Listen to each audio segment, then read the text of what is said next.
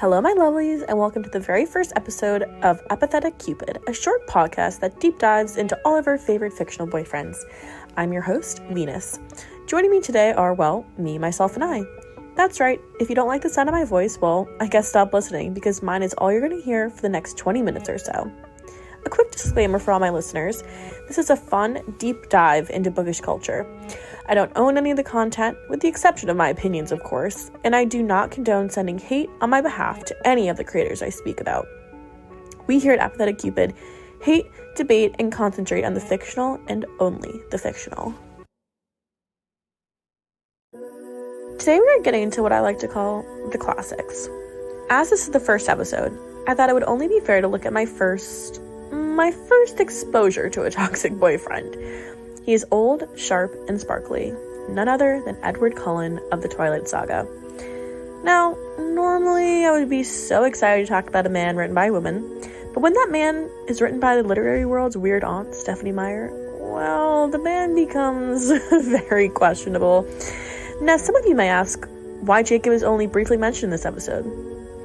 That is because I want to study characters' endgames, not their maybes. Love triangles may be fun to talk about in the future, especially if one comes along that feels more grounded in a relationship versus obsession.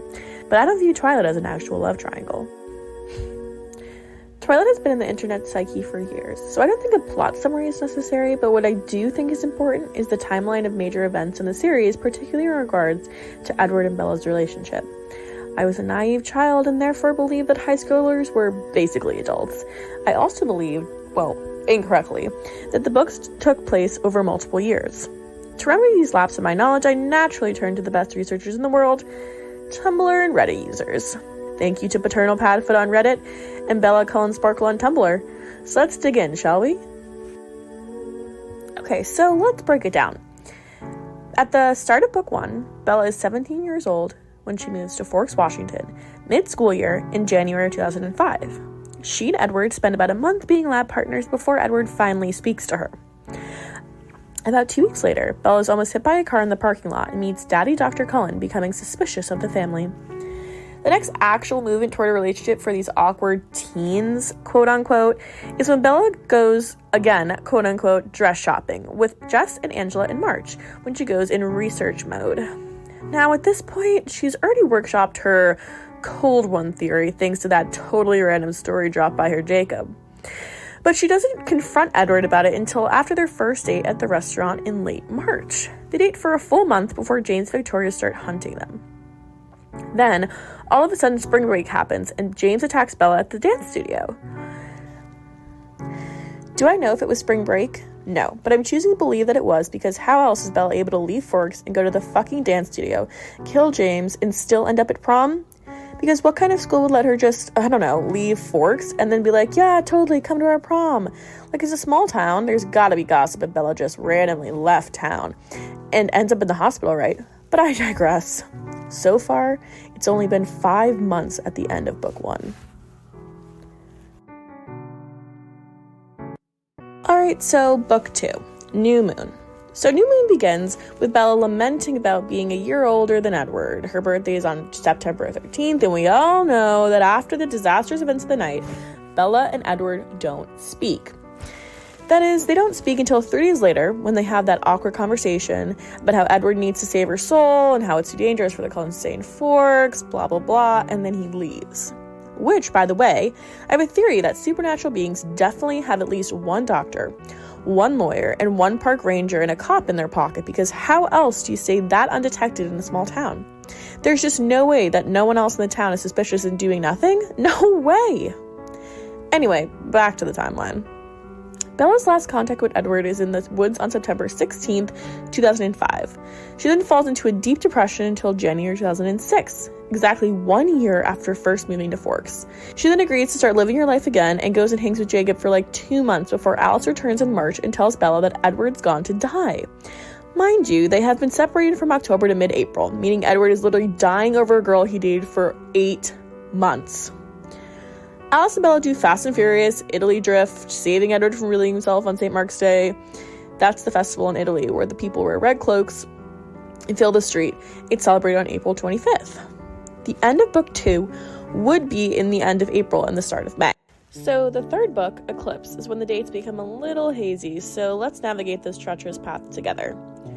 Assuming that the third book picks up exactly where the end of New Moon stops, it is the end of April, early May, when Bella and Edward are verbally engaged, as he, quote, proposed in the meadow at the end of book 2.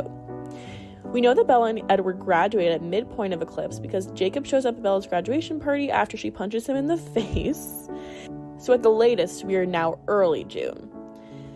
Edward and Bella get engaged for real near the middle of the month, when they have their sleepover at his house. We get the weird description of Edward's body and their attempt at some sort of intimacy. There's not much that happens in the relationship in Eclipse other than this, so we will now move on into Breaking Dawn. Eclipse and Breaking Dawn often become hazy as far as dates go, so if you thought the timeline summary of Eclipse was short, just wait. The two most important things for Bella and Edward's relationship in Breaking Dawn happens at the beginning of the book. They get married in August of 2007, meaning they were only engaged for 2 months before they got married. Just 2 months. Knowing each other for a whole year and some change, they go on their honeymoon shortly after that. Then they have the most awkward sex in the whole world, and Bella becomes pregnant. Now, because of the fact that Edward is a vampire and the impact that has on the growth rate of the baby, we know that rotisserie chicken was only Bella cooking for about a month before she was born.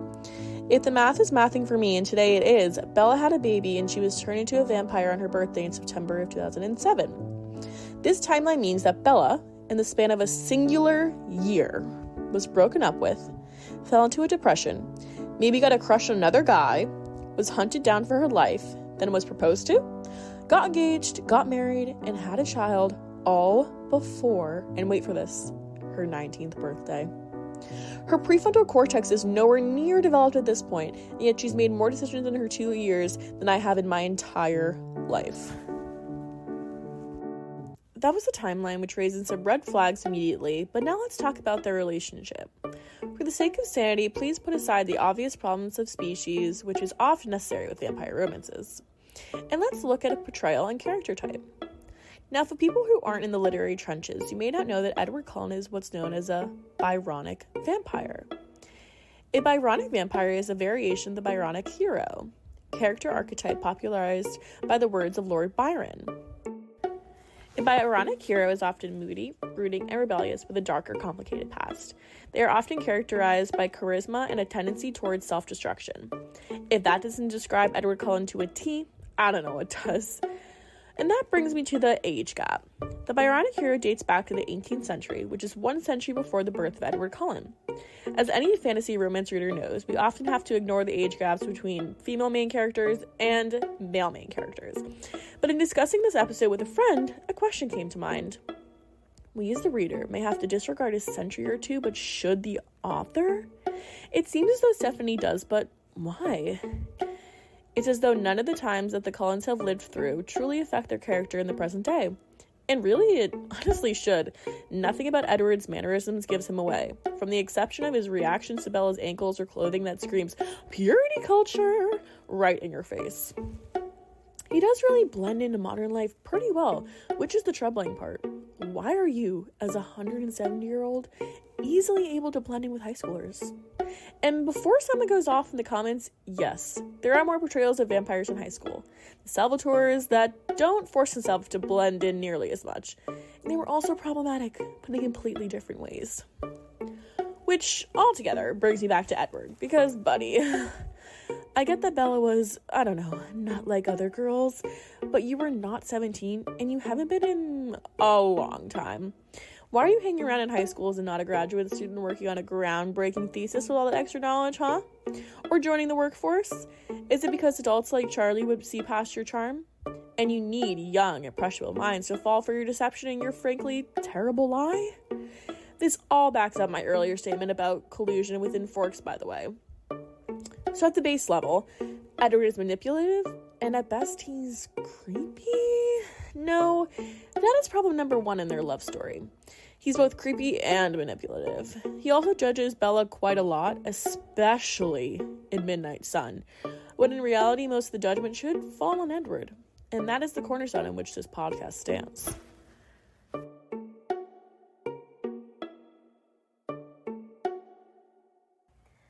Edward's manipulative qualities are there from the beginning.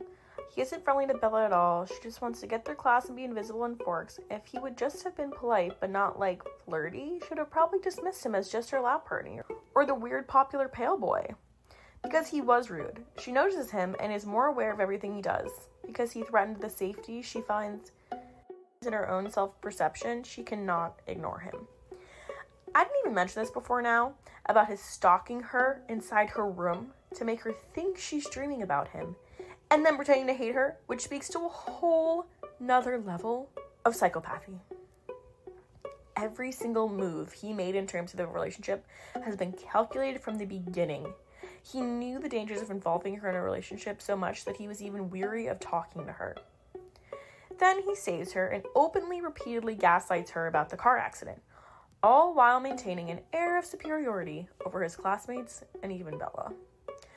After he realizes gaslighting won't work, he pulls her into his world, endangering her, but not only both of their families as well, with no regard to what that does to a person's psyche or how that could affect their relationships with the people around them. She's now expected to lie to basically everyone, and the only person she can truly be honest with is Edward himself, which is absolutely terrifying. Have we ever thought about that? He has this whole family, and possibly the cops, lawyer, doctor, etc. that we've already talked about, to confide in about his world and his issues. For the majority of the first book, she only has Edward. And yes, Jacob becomes a confidant later, but he's not an unbiased sounding board for her problems because he is so angry about the vampires and about Bella's association with them. Edward also isolates her from her friends, who are not supernatural creatures as we see in New Moon after Bella comes out of her depression. Again, all Edward's fault because you don't just abandon your girlfriend in the woods if you're worried about her soul or her being in danger, especially when you know how codependent you both are on each other. Bella does not have any meaningful relationships outside of Edward. Period. Every interaction she has had in that January to April timeframe when Edward was not there, people are shocked that she is communicating with them or wanting to hang out with them or taking an interest in their lives at all because she was so entrenched in the Edward world. As soon as he comes back, it happens again. She barely interacts with anyone outside of Jacob and Edward in Eclipse, and by Breaking Dawn, she's married to Edward and is a vampire with a child, and her high school friends are long forgotten. She is constantly putting herself in dangerous situations in order to be with Edward, and he does nothing to actually stop her or protect her in these situations. In fact, he often encourages her to be a part of his world, no matter how much he denies it. If he truly wanted to protect her, he would have encouraged her to have friendships outside of him that she would go to, especially when he's making the conscious decision to leave her. It's not like this plan to ditch her was made up on a whim because he couldn't handle her fragility. The Collins house is empty. No one is talking about them. He's not in school. There had to be arrangements made beforehand. They acted like they could just disappear without a word and no one would find that suspicious. So this was a plan made with Bella getting deliberately hurt so that Edward could leave without worrying about putting her in danger. She has already had to, on multiple occasions throughout the relationship, uproot everything in her life. She had to wreck her father's faith in her completely with her actions even from the first book when she decided to, quote, run away. She deliberately tanked any shot of a relationship she had with her father the minute she used the words that her mother said as she was leaving him. You can tell the relationship is different from the minute she says those words, and just as she's starting to rebuild trust with him by Eclipse, Edward and his stupid vampire problems return, and so does the secrecy. By Breaking Dawn, she destroys that trust again by destroying his worldview and his trust in his closest friends as she forces Jacob to reveal himself in order to keep rotisserie chicken! Also, her relationship with her mom is basically non-existent, except for a couple scenes here and there in Eclipse and Breaking Dawn, because her mother recognizes the codependency in that relationship with Edward. We barely hear her talk about Phil or her mother at any point past the conversations from her visit in the previous book and at the wedding. Not only does the series exacerbate the clear attachment issues Bella and Edward have for each other, but it does nothing to mitigate Edward's obsessive behavior with her. Yet by the end of the series, he has endangered her so much that she is considering getting passports to get their family out of the country and disappear completely. Not that that would do much to stop vampires, but it's worth a shot, I guess. There are definitely more examples that I haven't thought of as I'm writing this, so if you have any more toxic behavior examples exhibited by Edward besides the coercion, isolation, and control he's exhibited in the previous examples, please let me know in the comments, or you can email thewritingwormhole@gmail.com.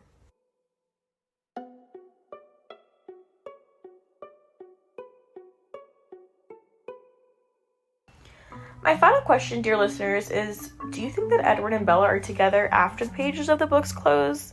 It is a question I plan on asking every episode. I believe personally that Bella is too far enriched in his toxic behavior and her own toxic behavior to recognize how unhealthy this relationship actually is, and I don't think she'll ever want to leave him, even after a century or two together.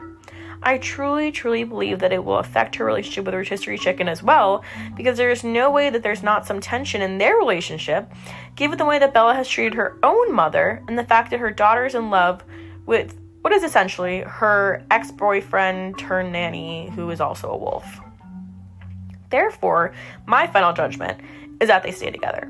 I think the best that they can do for each other is just get a divorce, and Edward needs to get some kind of therapy for his trauma, and in all honesty, the entire Cullen family could just use some major therapy.